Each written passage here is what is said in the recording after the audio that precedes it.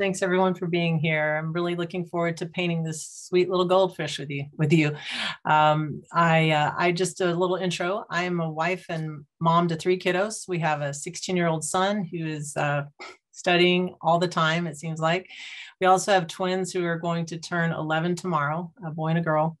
And so I love this time when I can be alone in the studio. And I mean, I'm alone, but I get to be with you. So it's the best of both worlds, quiet time and community. So super happy to share that with you.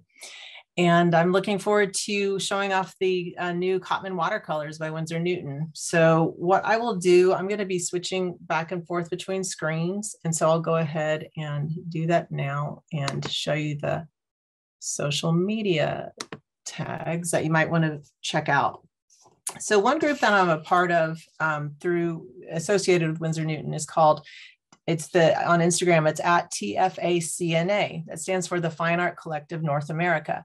This is a fantastic site to check out if you're into art materials in general. We'll have hour-long demos via IG Live on watercolor, on oils, acrylics, pencils, all sorts of art materials. And they're given by myself as well as, 16 or so other artists in Canada and the US. So it's a fantastic site to check out. Usually there's 2 of those a week, and often there are 2 mini demos, which are just kind of like, minute bites of information on art materials. And then I'm at Marla Morrison Art. That's where I showcase my work. Feel free to check that out and give me a follow if you don't mind. And I'd love to see what you're up to as well. I do a lot of resin work. I also do watercolor and acrylic.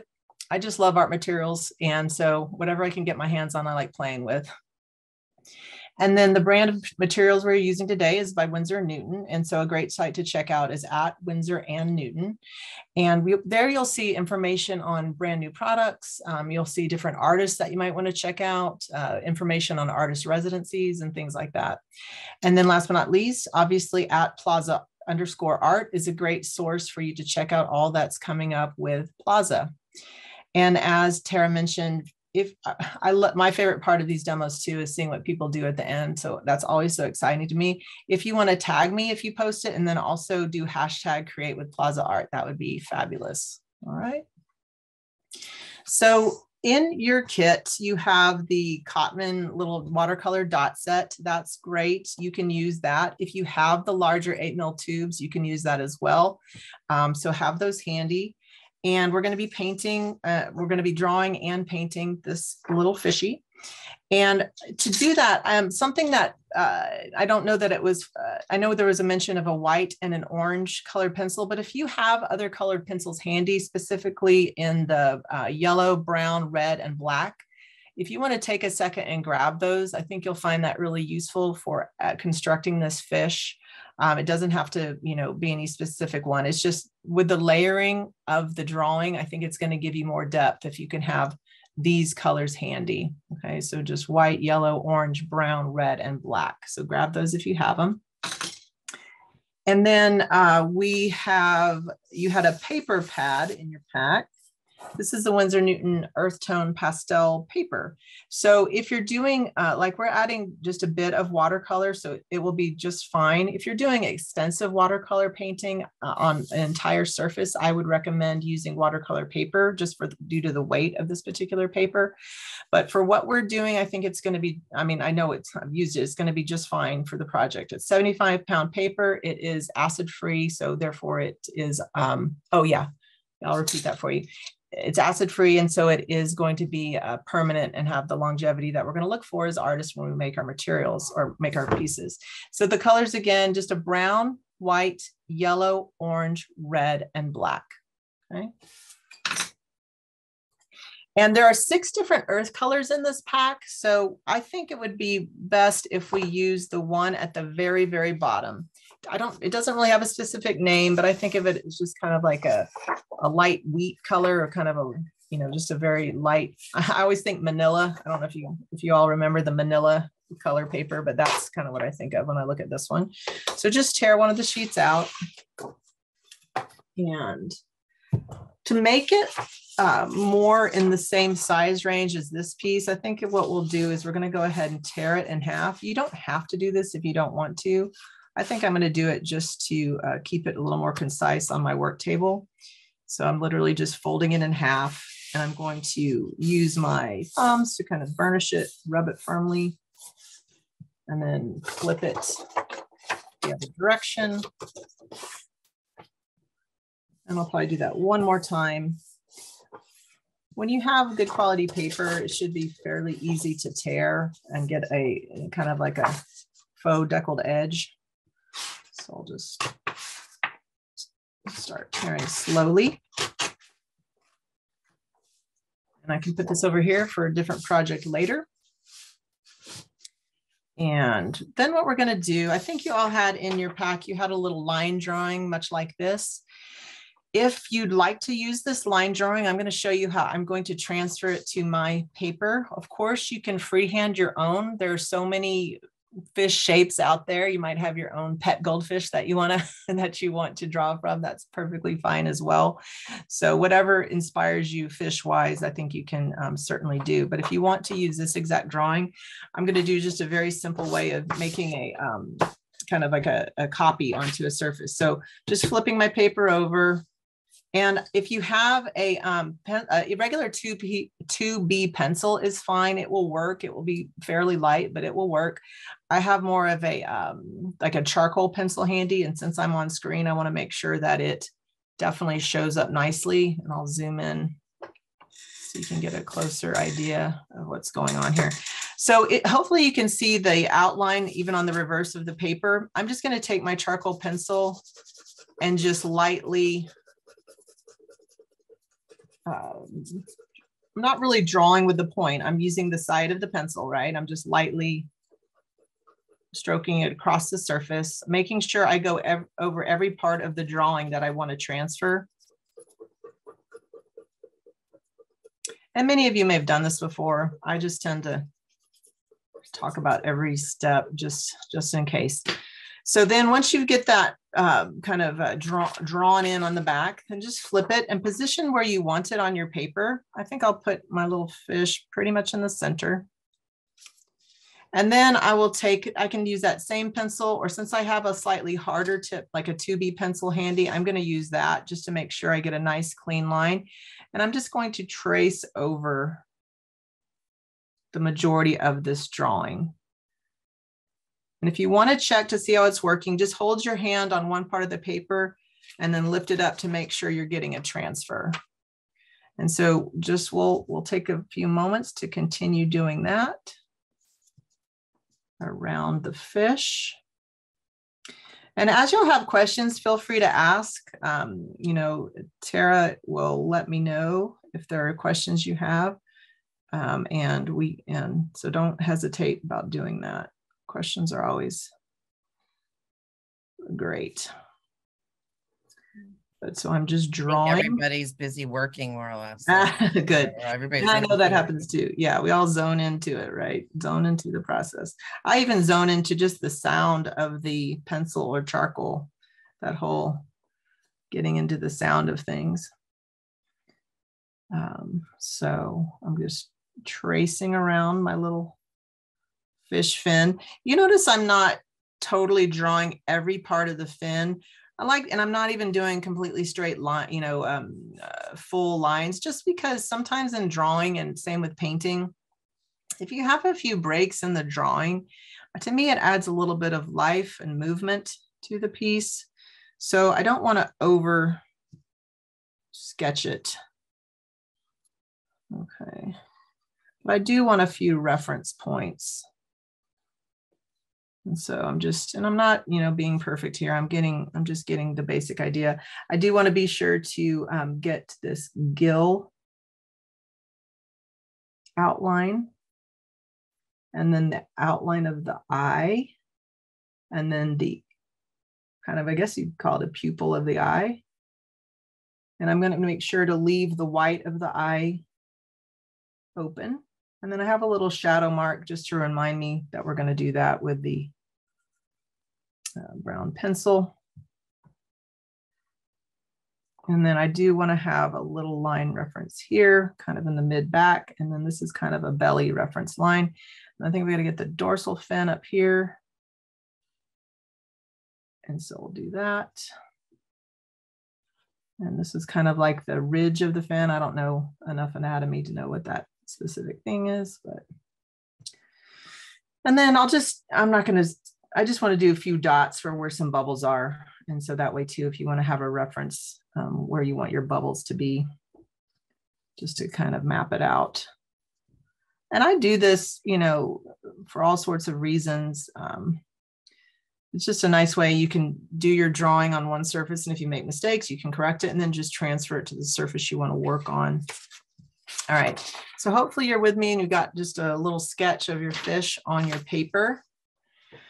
And what we'll do now is we're going to take, hopefully you were able to grab a yellow pencil.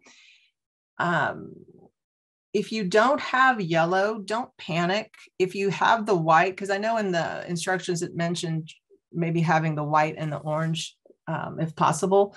So what I would say is if you don't have a yellow handy, if you want to very lightly do this step with orange, you can. Just make sure you do it lightly, just like we're going to do with the yellow here. I'm going to use the edge of my pencil.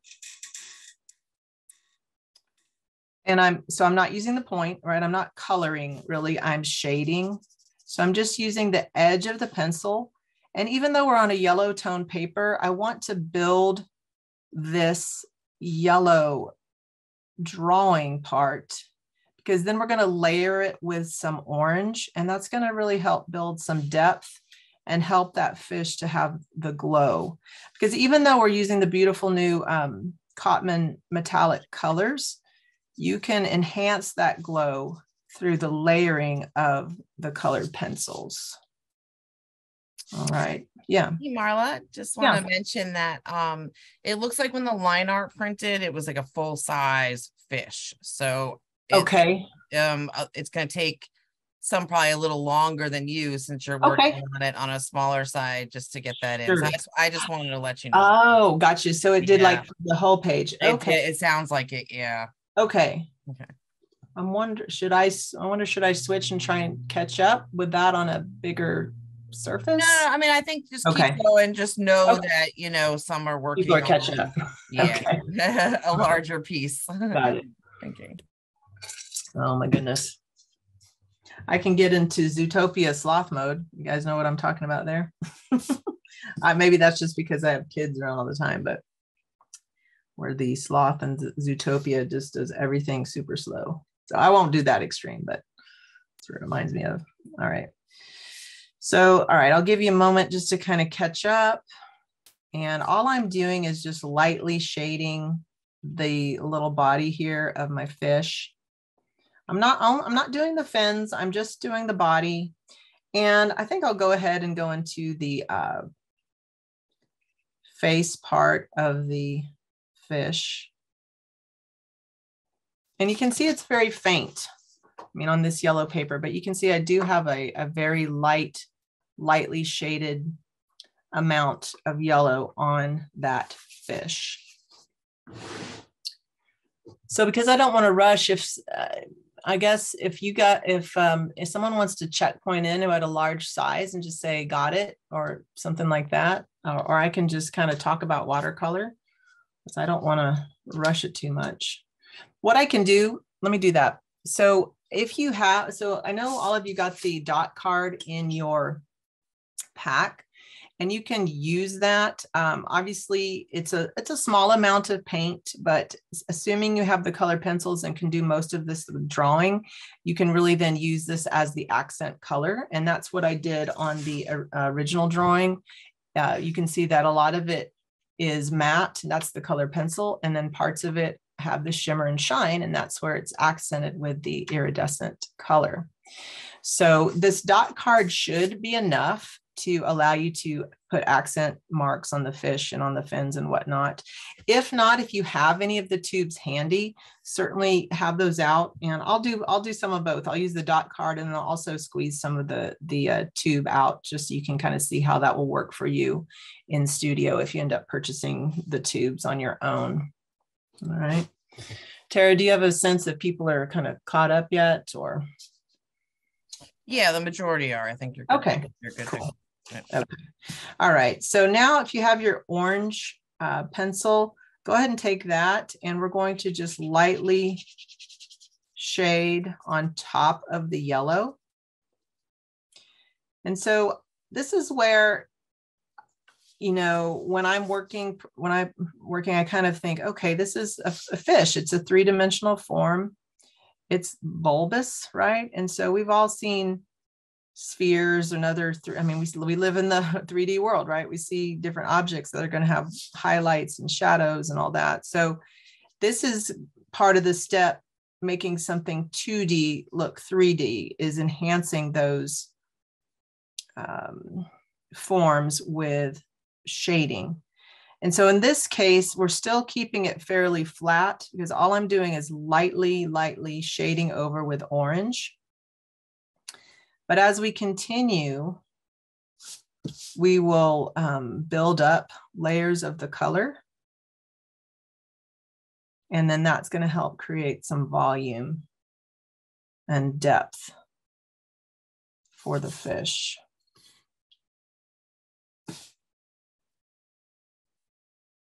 All right, so I'll just go over it a little bit more. And when you look at it on your own piece, of course, it's hard to see probably on my, I mean, you know, on a screen is always different than what you have in person. But even just that visual layering or glazing of the colored pencils starts to give you a little bit of color play, right?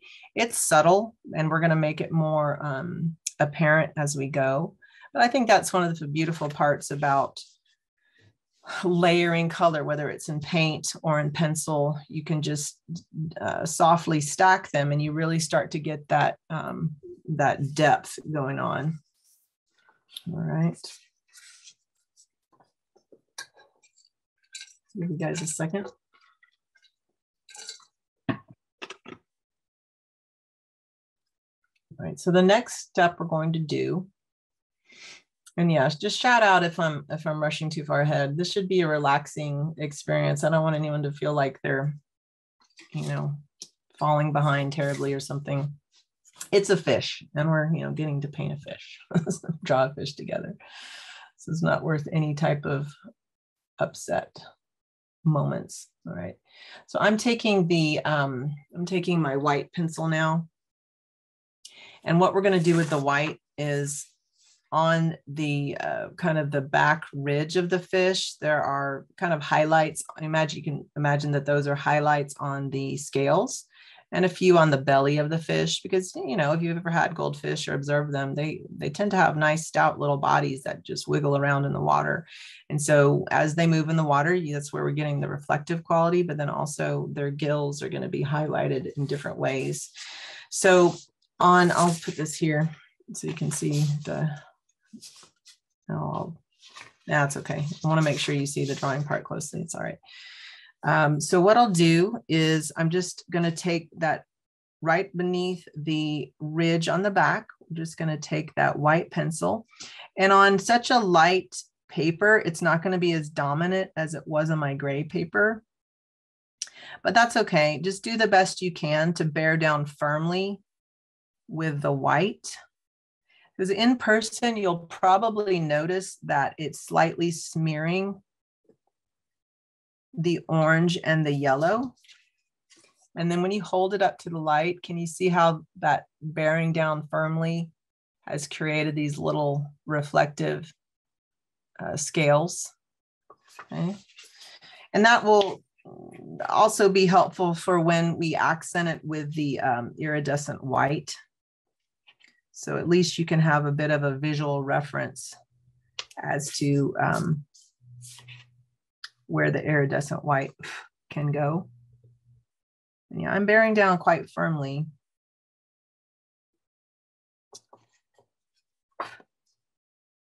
Okay. And I'm kind of crossing over my little drawn mark, and that's okay because I'm going to end up using a colored pencil to add a brown to that area. So I'm going to continue some more on the, what's the word, kind of the top part of the belly of the fish.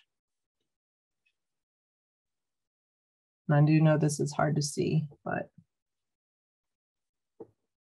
think it's still worth it for some variety of the scales. All right, so I'll take a second to show you that again. Getting that reflective quality just from the firmness of the pencil.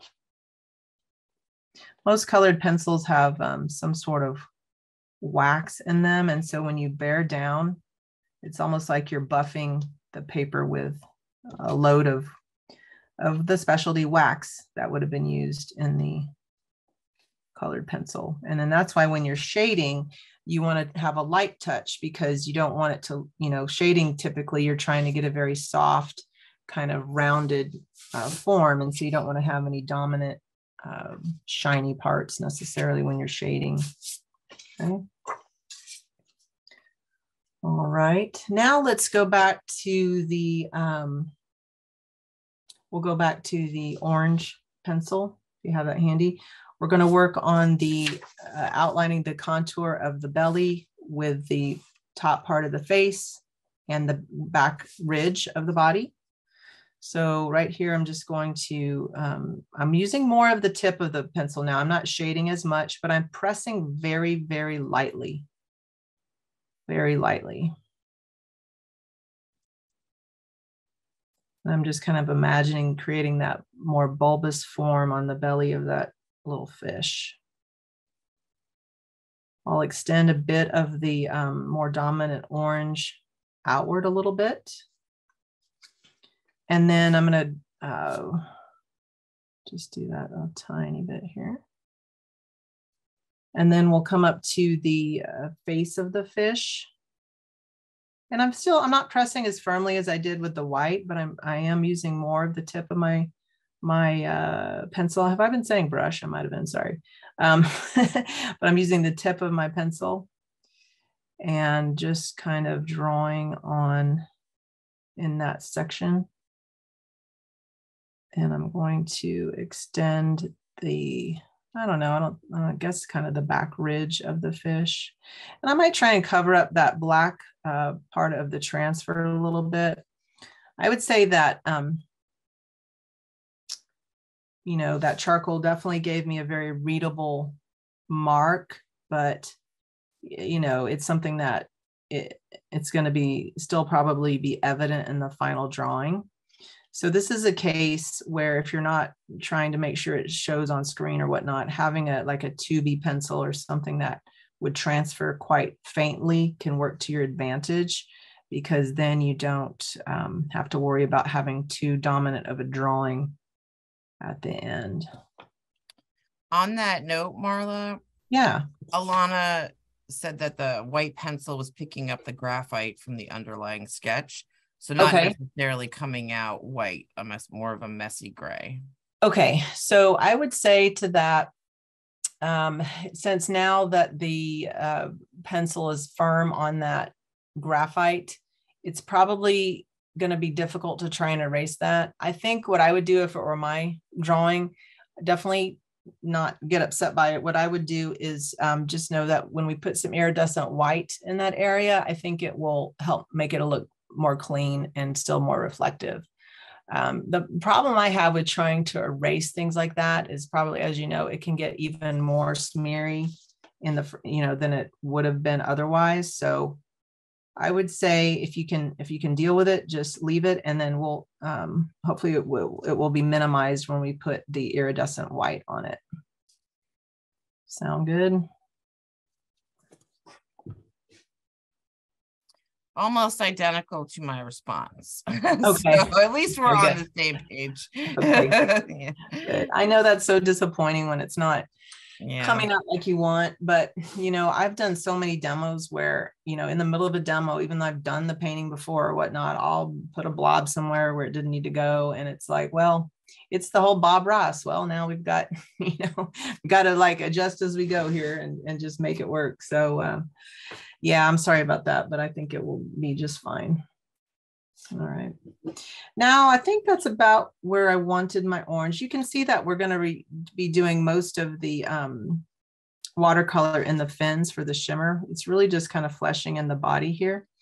think what we'll do now is jump back to the yellow, and I want to give a bit of a highlight or do the same thing that we did with the orange under the face of the fish, or the whatever they call it, the gill, I guess, the gill of the fish, and just make the yellow a bit more present there. And then I'll carry it through to the mid section of the fish. Again, I'm just kind of just barely touching it. I'm not bearing down firmly. I'm just using the repetitive motion of going over the same area over and over again to allow it to pick up additional color. So it's really, this is where it's just, to me, it's a pretty soothing process, because it's just very, very, you just can kind of get into that repetitive motion of it and let the color just slowly start to build. And you might even end up, and this is a case too, where you might even end up drawing over some of your white. And that's okay, because again, we're going to make our white more dominant with the watercolor.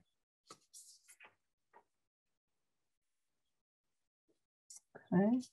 I think I want a little bit deeper yellow here. So I'm just going to lightly add my yellow up here.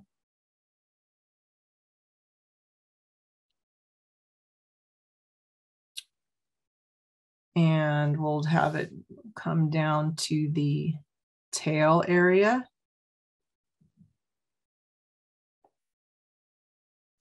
Oh yeah, there's a bit of white down here that I didn't get. So once you get your additional layer of yellow in, feel free to pick up your white pencil again and add a few firm white marks to the base of the tail.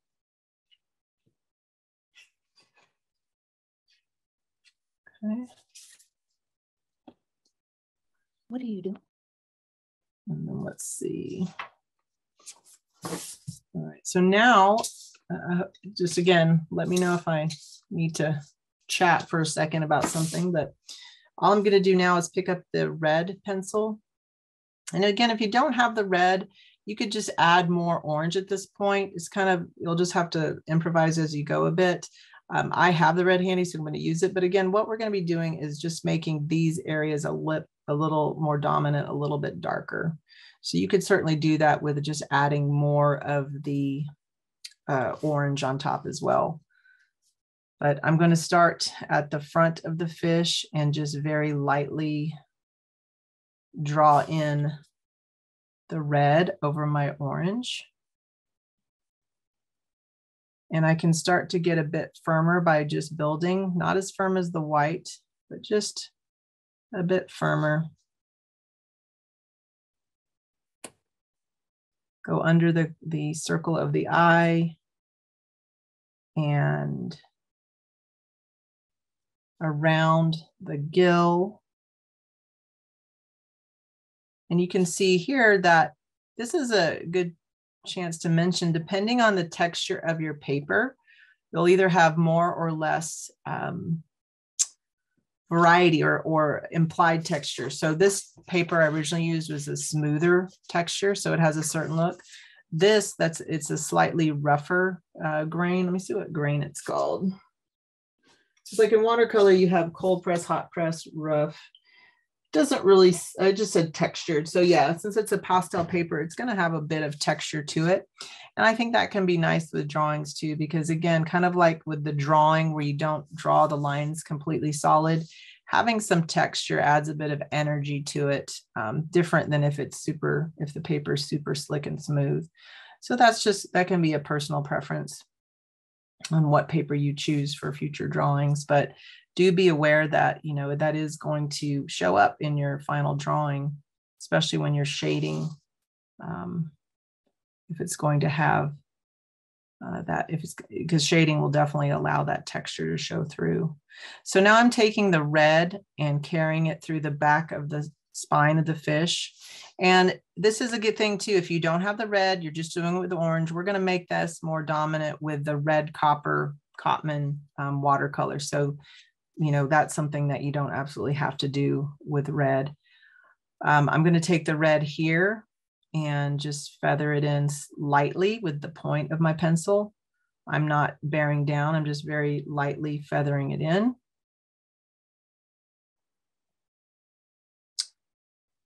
And just kind of getting to the top of that fin.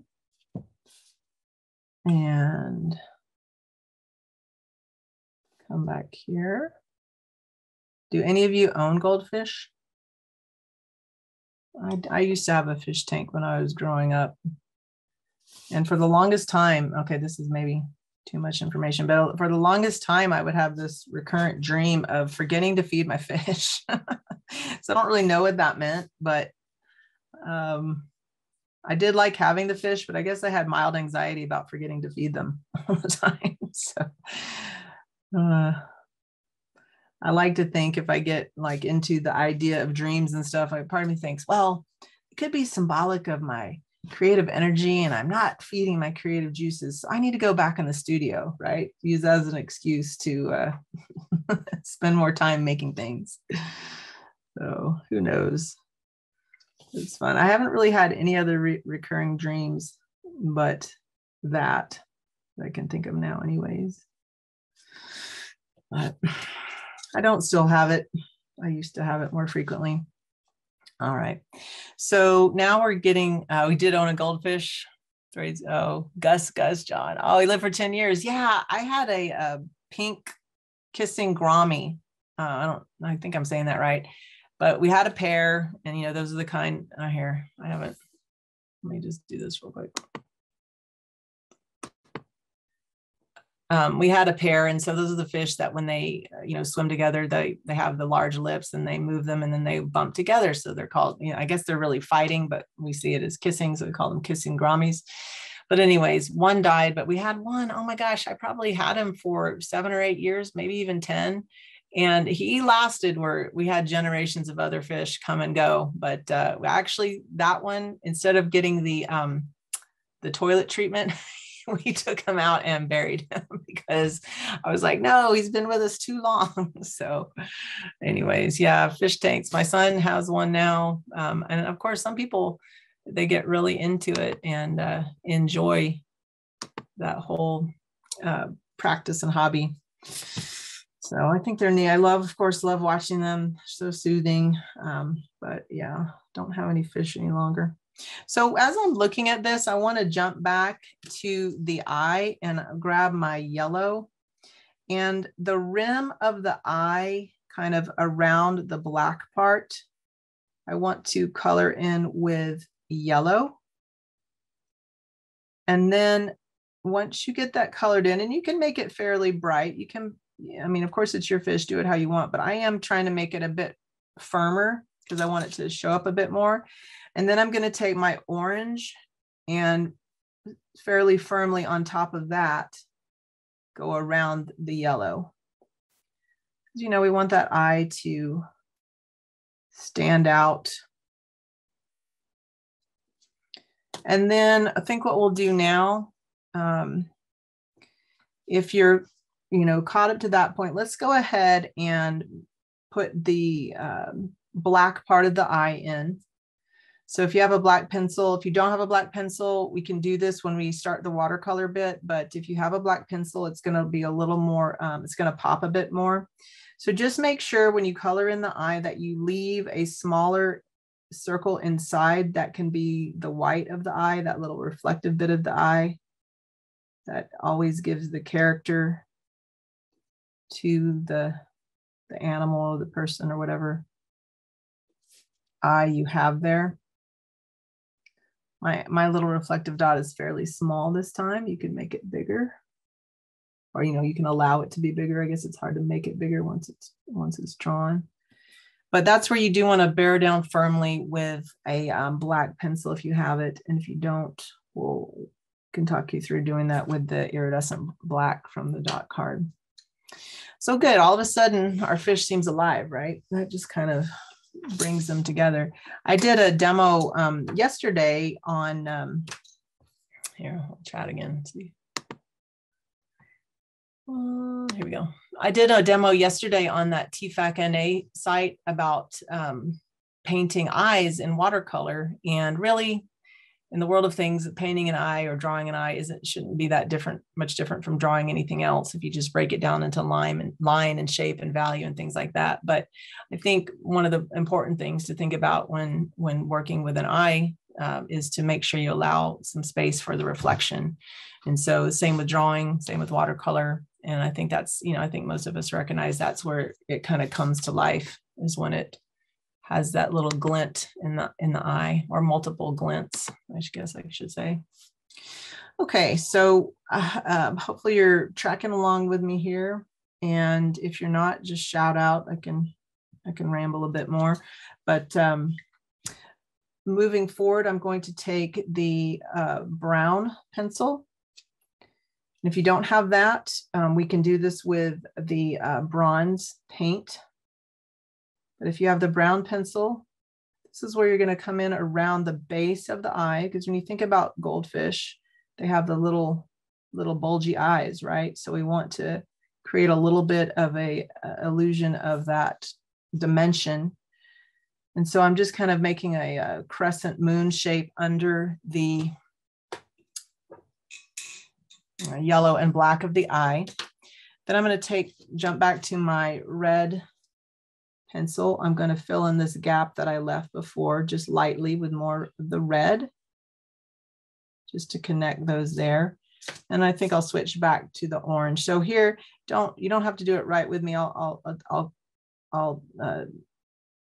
retrace my steps, but I'm just kind of alternating between the red and the orange just to build up that red-orange color. And just again, that slow, repetitive mark on top. And I'm alternating between the red and the orange. Just building that color volume. I'll make a little bit of the red stand out more here. I'll make a little bit more of the red stand out here.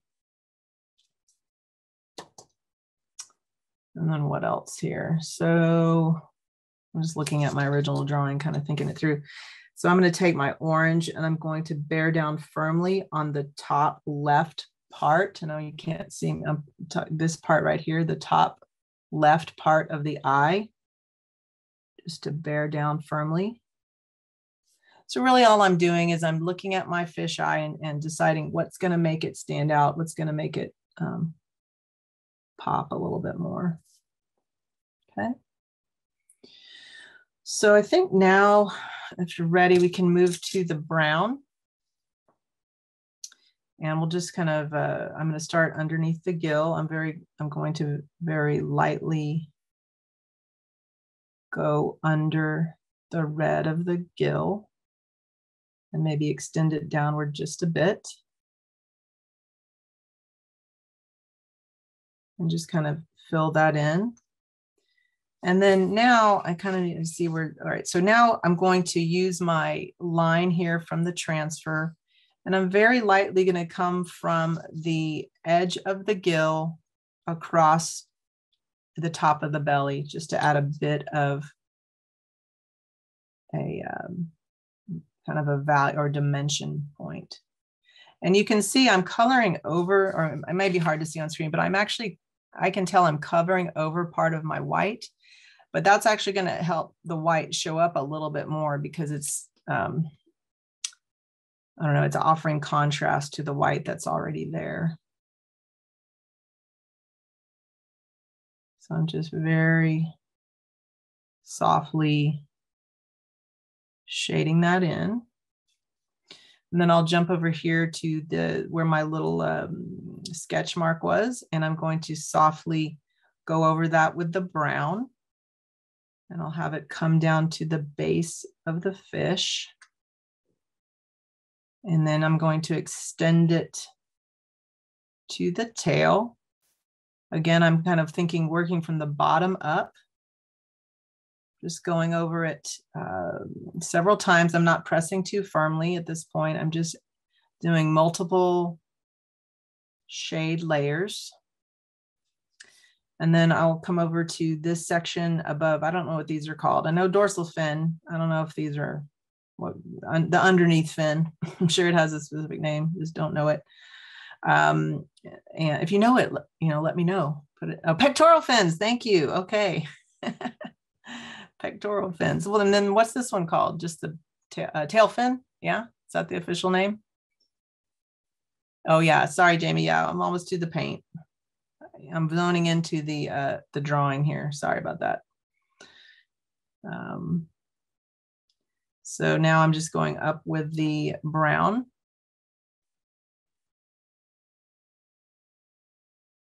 All right, that's pretty much it for the pencils. We're going to do one little mark here just to make the brown a bit firmer or a little more dominant, and a little bit back here. Okay, just kind of double checking. I think I'm pretty good with that. I might want to deepen this just a little bit and see if I go up here, that's going to make the white a little more dominant. Okay. All right, so I think now what we can do is get into the painting part. We've got our fish drawn in. And if you didn't have all the colors, what we can do, I'll talk about how I'd lay down just color if I didn't have the drawing, okay? So go ahead and grab your dot card. And then I have a container of water handy. I'll kind of bring that over. And a little tip, let me just show you this real quick. You probably have your own favorite systems, but this is a system I like for watercolor.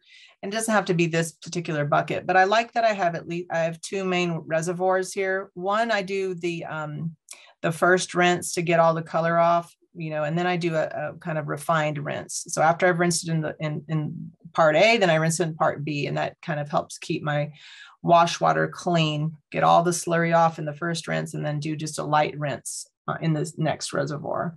So whether that means two different containers, whatever that looks like for you, I just find that to be a really nice way to work without having to constantly, you know, change your wash water.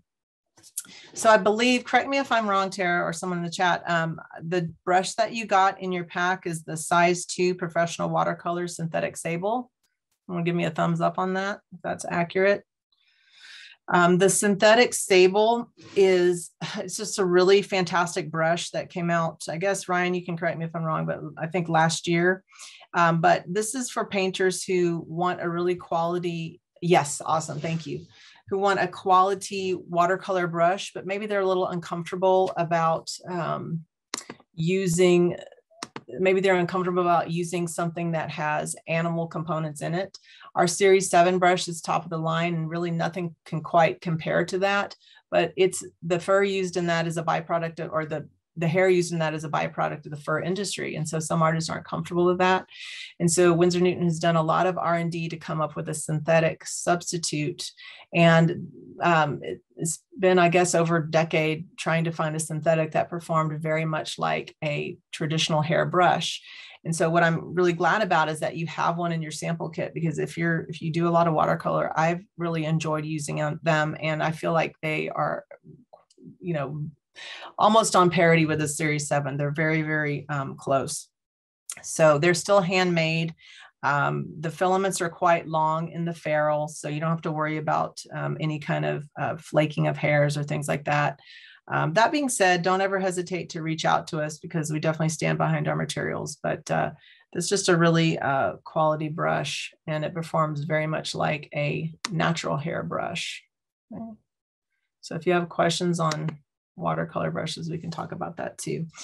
But all right, so we're going to use our size 2 brush. And when we look at the original again, usually in watercolor, a traditional way to kind of do it is start with your lights and then go to your darks. So we'll go ahead and do that here as well. And I know some of you might be using more paint than others. So if you did most of the drawing with me, the painted areas are going to be is it dorsal fin? That just popped in my head, or tail fin. No, that's dorsal fin, sorry. Tail fin, dorsal fin, pectoral fins with the iridescent colors. And then a few little highlights on the body. If you're mainly using watercolor, we can do a lot of these with just the color alone. Okay. And then obviously we're going to end with the little bubbles. All right. So let's start with the white first. There are 8 new colors. One is the iridescent white. It's the last little dot here. And you'll want to saturate your brush with water. And don't be afraid to let it really get saturated. Sometimes what I find with artists is they'll barely put their brush in water, and it kind of can drag a bit when you start painting. Just make sure you give any of your brushes, synthetic or natural hair, a chance to soak in water before you begin, so they're a little more receptive to the color. All right, so I'll just kind of feather on that color dot, and we've got to re-wet that dried paint. So just use your brush to kind of, in a circular motion, re-wet that iridescent white. Now it's going to be very challenging to see on your white paper. And that's a chance to mention, like, here are the 8 colors. You can see the iridescent white on the white, but mainly just in shimmer, right? Know that the metallics are really fantastic on black as well. Obviously the iridescent black won't show up as much, but it's fantastic with the iridescent white. Okay, so that's one thing that I've really loved about using them, is the variety of surfaces you can put them on, and depending on if it's a light value or dark value. Here are the colors on this kind of honey wheat color that we're using now. You can see that the white is still going to be subtle, but it will give a reflective pop as you look at it. I think too, because we're on a lighter value paper, darker value paper. No, it's actually lighter value than the gray. I think we'll use some of the silver too for the fins, but we're going to start with the iridescent white. With all that talking, you might have to re-wet your paint, but let's start on these fins, the pectoral fins. And I'll see if I can get a little closer. My phone arm will stay. Okay. And I'll pick it up too, so you can see if there's shimmer going on. But all we're going to do is work from the tip back. And you can do this whatever kind of feels right to you. The fins are the beautiful flowy part of the fish. And so you don't have to be super precise with it. I find what I like with the white is I just kind of want a few hints of the white towards the center. And then I do want the white going from the base of the fin towards the center of the fin. Now, again, it's not going to fully cover my drawing, but I think we can integrate those marks with the red copper. So I'll just feather another iridescent white. And if you need to add more water to your card, don't hesitate to do that. And we'll just continue a few little marks. Let me hold it up and see how that's working. So part of that's the water, but when that water evaporates, you'll still see shimmer there when it dries. Okay. And we'll do some over here at oops, sorry, my camera gets out of focus there. At the base of this large fin. And I'm just kind of doing just the bottom.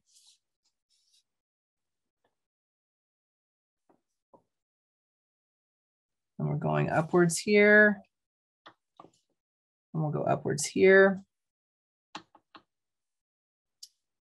And obviously there's not a ton of color on these cards, but it should at least give you a sense of how those iridescents will work. If you have the actual tubes, of course, feel free to break those out and use them. I think what I'll do now, since I have very little left, I'm going to put a little bit more up here.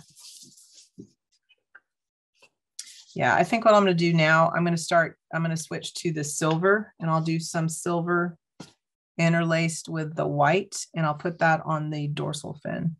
So just take your brush and wet it again, and then just re-wet that silver color. Yeah, it's not enough color. Yeah, it's not really enough, is it? And especially if you're working on a large scale, I'm sure that probably won't be enough, so I'm sorry for that.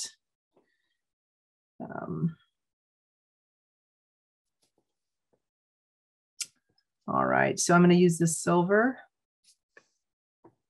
And this time I'm just using the, oh, let me get back on screen here. Using the thin part of the brush, and then I bear down more firmly when I get to the base of the brush. Thin part and bear down more firmly. And then I'm just rounding it a bit at the base. And then I'll take some of this silver and I'm going to move it. I'm going to go over some of the white.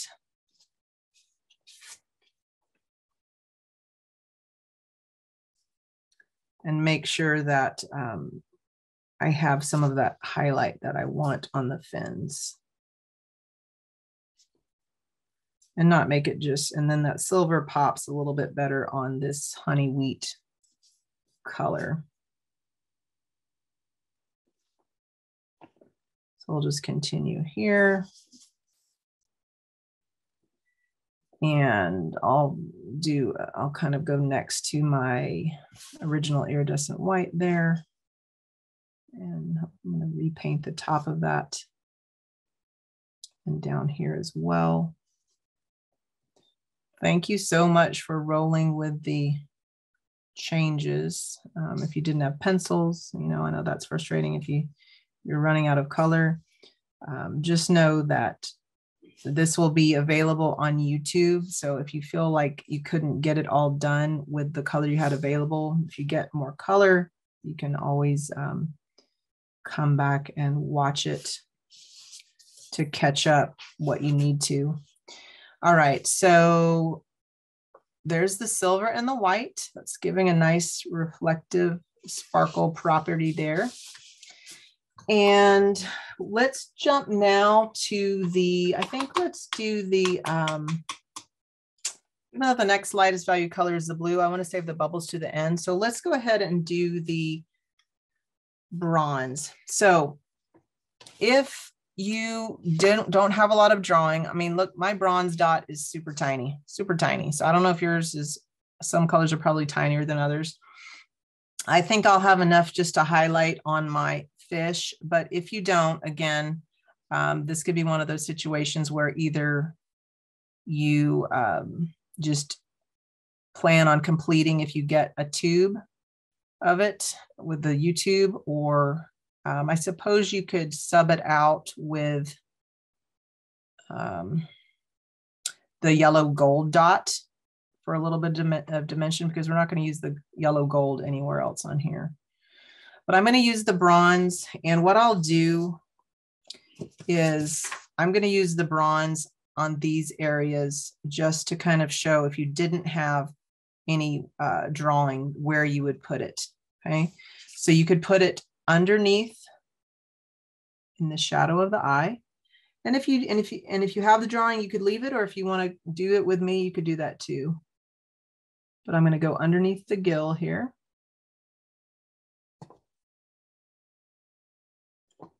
And now I'm just going to very lightly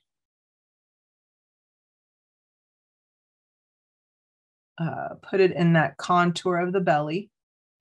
And you can see too, that's actually popping the white gills. And I think that's probably going to be the best way they're going to show, because now that I think about it, that wax will probably resist the watercolor. But the good thing is you'll have the brown behind it, or the bronze behind it, and that will help it pop.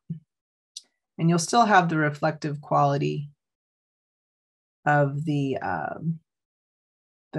firm pencil if you use that. Or if you didn't have that, then I'll show you what it looks. I'll at least paint with the iridescent white in that area. So I'm just adding the bronze again down here and at the base of the belly. And then I'll add a little bit to the tail. Okay. And so let me show you in the light, see what again, the white in it, that super reflection is the water, but when this dries, you'll see the shimmer that it creates. Okay. And I think I'll have it come just a little bit further up here.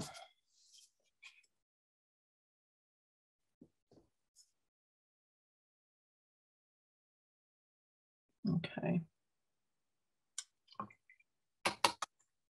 All right. Check in with everyone. Are you hanging in there? Doing all right? Hopefully it's a make it work moment here. But I think what I'll do now, assuming everyone's good. Oh, this is so fun. Yay. Glad to see it. Glad to hear it, or see it, I should say. It is super relaxing and fun to paint with someone else, isn't it? It's one of my favorite parts of thinking back to grad school was, you know, being in my studio, but knowing other people were in their studio too and working, and we weren't necessarily talking, but we were all kind of in the same environment, and just, it's a really good energy when you're working with other artists. All right, so actually I cleaned my brush. There's a little spot I want to add more bronze to. So if you have more bronze, use it. If you don't have your bronze, you could use your gold. But I think what I'll do up in the dorsal fin is I want to paint a little bit of the bronze from the body through the fin here.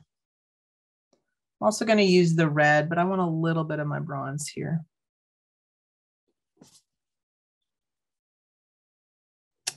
Yeah, and then we'll do some bronze in the, oh yeah, I forgot, it's all in the fins here. So I'm going to do the bronze on these pectoral fins. And then we'll extend a few strokes of bronze there. And you can see all the way I'm doing the brush stroke is light pressure, then I press down further, and then light pressure. So light, bear down, and lift up. And that's a way you can get that calligraphic mark, where if you have a round brush, like these are round brushes, obviously, but you press lightly, you bear down more firmly, and then you lift up. And I think what I want to do, and this will also kind of give you a sense of how it's going to work when you get your tubes of color, assuming you decide to do that. I just want to show, because I want to make sure that I can offer a completed drawing. So that way, if you see it in YouTube, or sorry, completed work. So that way, when you see it in YouTube, you can really, you know, see what you can work with the full size tubes. But this is the bronze. I'm going to squeeze some of it out onto my little palette here. And you don't need a lot. I've squeezed out way more than we'd actually need. But I'll put that here and dip my brush in the water, and I'll just take a little bit of this bronze, and I want to continue on the fish here. And really it's that the subtlety of the thin to thick to thin that I think can really help with that organic quality of the fish, of the, you know, the fins, and also suggesting movement, that dynamic line, because if we had a bunch of straight lines, it's going to look more mechanical, right? But if we vary our brush stroke, it will bring that life to it, right? That's the idea anyway. And let's see, do this. How about that? All right, so we've got some bronze in there. Hopefully you are making it work with what you've got going. And I know some of you are still working larger scale. So just have fun with it. Don't feel rushed, because there'll be, you know, I can definitely answer questions if I finish before you, and we can go back to certain areas if you have questions on how to proceed from there. But so we've got the bronze in. If you needed it, it's in the body, and if you didn't need it, you just need it in the fins. Hopefully it's in the fins. And then let's go ahead and take the red copper, and I'll start with the card, and then we can add tube color as needed.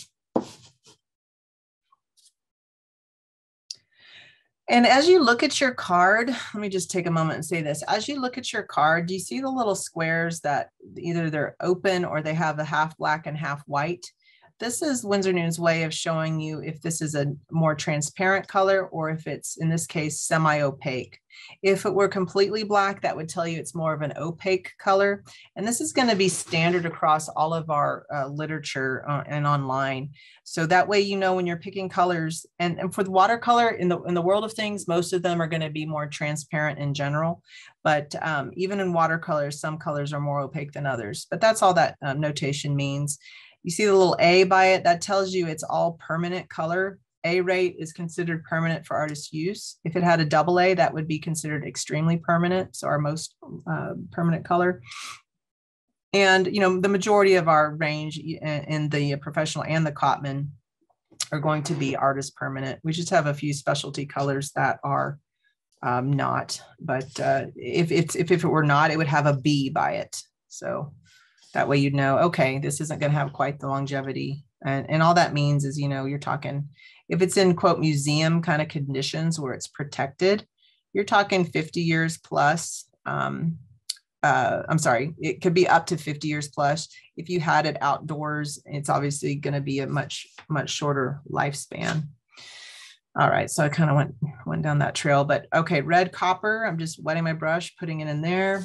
And let's go on the top part of our fish here. Just painting over the drawing or adding if you didn't have the drawing component. So it's the, kind of that, I keep wanting to call it the spine kind of area. And we'll have it continue all the way down to the base, the beginning of that tail fin. And then I'll have it extend. Gets a little more red copper on my brush, and I'm going to have it extend down the tail this way. And also, I'll just repeat. You can certainly layer watercolor. You often will call that glazing. In this case, I'm just literally layering it just to make that same color a little more dominant. And now I'll take the red copper. I've outlined that like I want. Now I want to add some to the front part of my pectoral fin. So I'm going to start at the base of the body and press. This is the case where I'm actually going to press, give a little bit of pressure, and then I'm going to lighten up on the pressure as I go to the tip. So kind of giving that thick to thin effect with the brush. And we'll do the same thing here up in the body of the pectoral or the top of the pectoral fin, bear down, and then release pressure as I stroke downward. Same thing here, bear down, and then release pressure. And just do that till as you keep pausing and looking at your fish, you know, just see what looks right to you. Do I need to add a little line there? Do I need to go over something to make it pop a little bit more? Okay. So I've got a few more areas that I want to add the red copper. So I'm going to transition to the tube color here. I'll squeeze out my red copper. Put a tiny amount. So all watercolor is essentially gum arabic and pigment. The paper actually becomes the binder for the watercolor paint. So that's why it's important to always use good quality paper. And in the case of these metallics, just from kind of looking it up quickly, some have a pigment added, like the iridescent black is mica and PBK, which is the pigment color for pigment for carbon black. But some just say mica. So the whole gist of it is that sparkle and shimmer is from some, I typically think it's a titanium coated mica, but it's mica flakes. And if you're familiar with different makeups or just rock hunting and you've ever come across mica, it's that reflective natural rock that just shimmers and sparkles and catches the light. And so that's what these Cotman watercolors do. So I'm going to start here and put my brush at the bottom of the fish. And in this case, you know, fins are transparent for the most, or at least my goldfish fins are. And so I want to kind of show that effect that one fin is in front of the other. So I'm not going to do a completely straight line. I'm just going to do a broken line to suggest that this pectoral fin is in front of that base fin there. But I'm going to keep up with that variated stroke, thin to thick to thin. And actually, I'm going to go back to this. I'm going to add this mark here just to delineate it a little bit more. And like, if I feel like that got a little thick, I can just come back and smooth it out just a touch. And then I'll add more as I stroke downwards. And go again. And let's do another one here. Okay, I think that's looking pretty much what I'm hoping for there. Let's take a check here and see how that shimmer is coming along. Yeah, that's the cool part, right? The whole shimmer effect, because it's starting to dry, but the shimmer is staying. So now let's go to the dorsal fin up here, and I'm going to marry that red copper line with this extension here, starting pressing down more firmly and then lightening up as I go. And we'll do another one next to my bronze. And another here.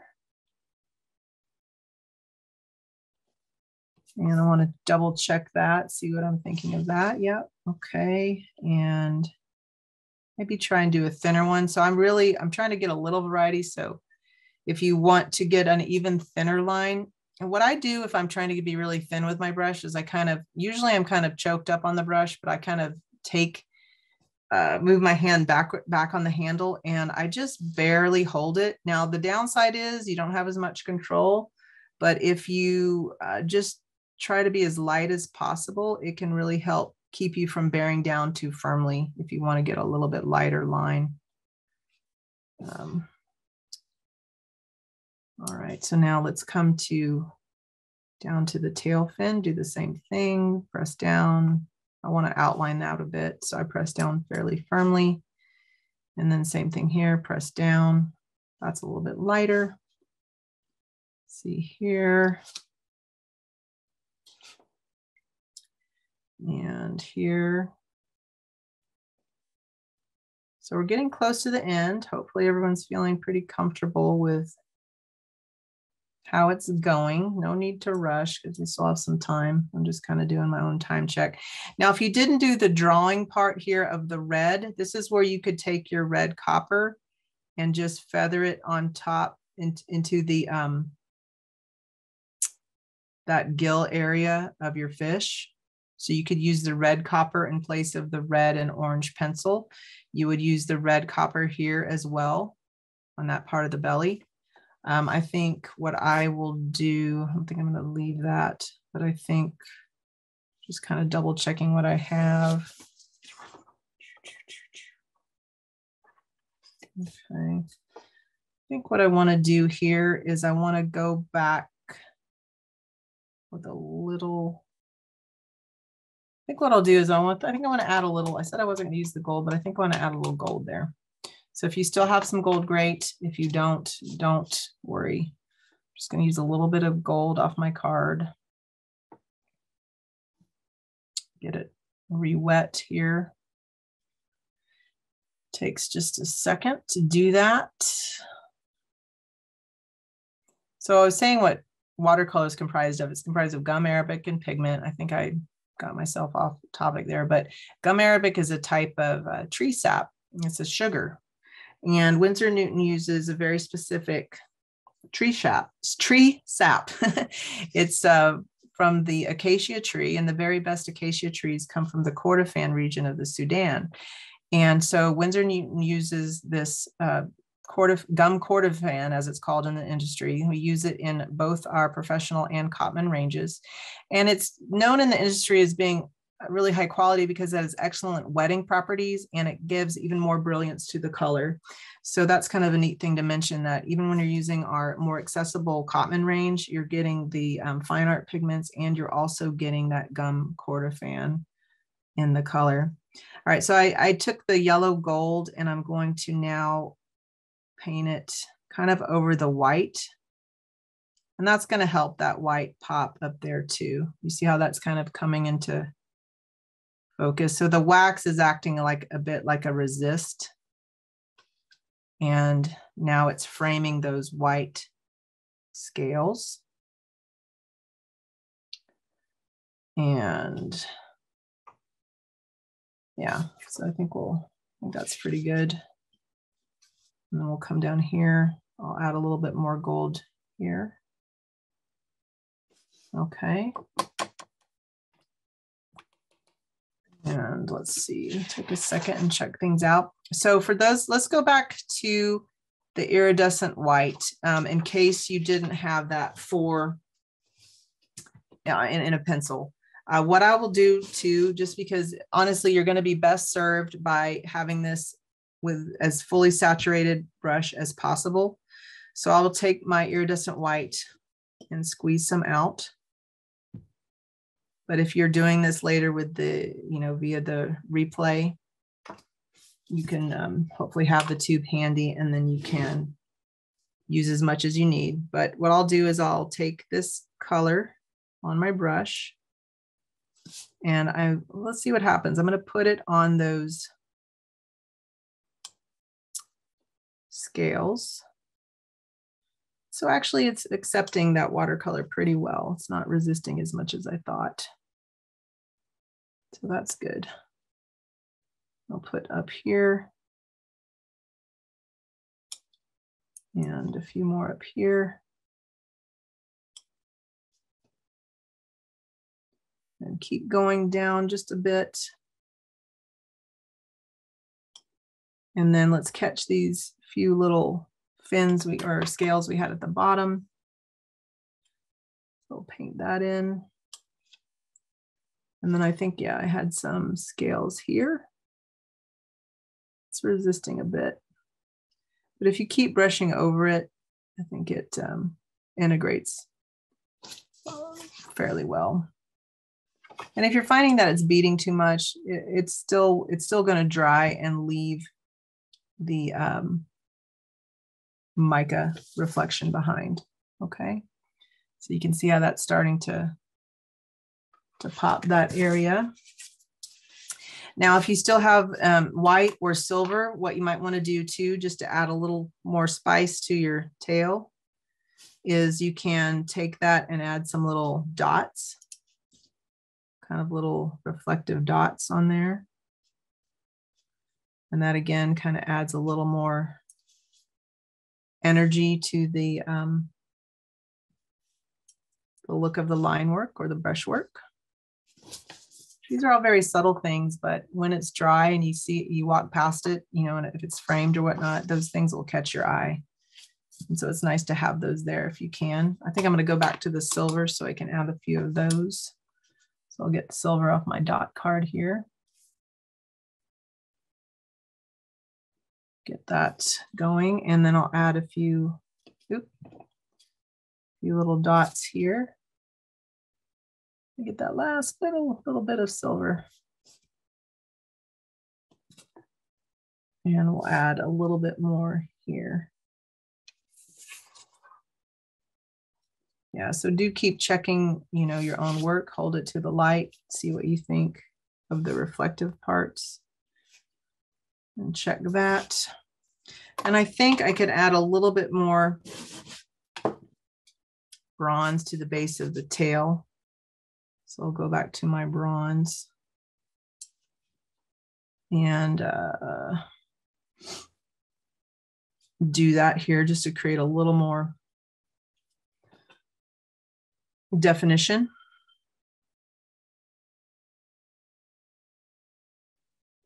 A little more definition on the tail. A little bit more there. And if I want to try and mask this charcoal line, and make it look a little more intentional, I can just carefully go over it very lightly with my bronze. I probably won't do it the whole way, but I'll do it right here. And that helps integrate that charcoal line a bit, I think. Okay. All right. So I want to be sure we have time at the end for any questions and to show work. So let's get to the iridescent blue for the bubbles. And if you're still working, no problem. Just keep working and just catch up with the bubbles as you're able. But I'll just use the dot card and the iridescent blue. And this is a cool thing to mention too, that if you end up choosing to invest in the Cotman metallics, one really cool thing about the set compared to different brands that have metallics is most will have like your bronze, your earth tone metallics, golds and coppers and things, and silvers. But the cool thing about having the iridescent blue is that kind of allows you to have a color wheel of colors, right? Your red copper, your yellow gold, and your iridescent blue will give you a very subtle color, 6-color system here. You've got your 3 primaries and 3 secondaries. So that's kind of a fun thing to know too, that you could do paintings with a soft range of metallic primaries and secondaries. So I really like that the blue is part of this collection. And it's really going to pop on this honey wheat colored paper. So let's come over here and I'll start at the front because I'm right-handed. I'm working right to left. If you're lefty, you might want to work left to right just so you don't smear it all, on yourself or whatnot. But most of these, I'm not doing full circles to make the bubbles. I'm doing like backward C's or barely touching spheres or circles, I should say. Or I'm even just dotting the paper. I'm making them pretty loose just to kind of suggest little bubbles in the water. And even here, I'm just going to do just dots of blue. And yeah, those really show up nicely on this paper. I'll do another one here. Another one here. And then here. Little polka dot bubbles. And some more here. I mean, you could do a full circle. I don't know. I think that's just kind of how I like to do it. Just a little bit of like an open C or U shape or whatnot. So yeah, so I think I'm calling this done.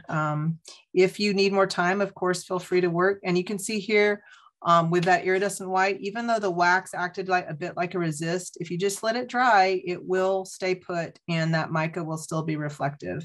Okay, or those colors will still be reflective. So as Tara mentioned, I mean, I know some of you might still be working, but I would absolutely love to see what where you made it to. That's my favorite part too. So if you have the chance, I'll make sure I'm in gallery view and I'd love to see your creations. Great. Well, I think we're out of time now. This was wonderful. Thank you so much, Marla. This is fantastic. I hope everybody enjoyed themselves. It was so wonderful to see all your faces. And that was the best share we've ever had, by the way.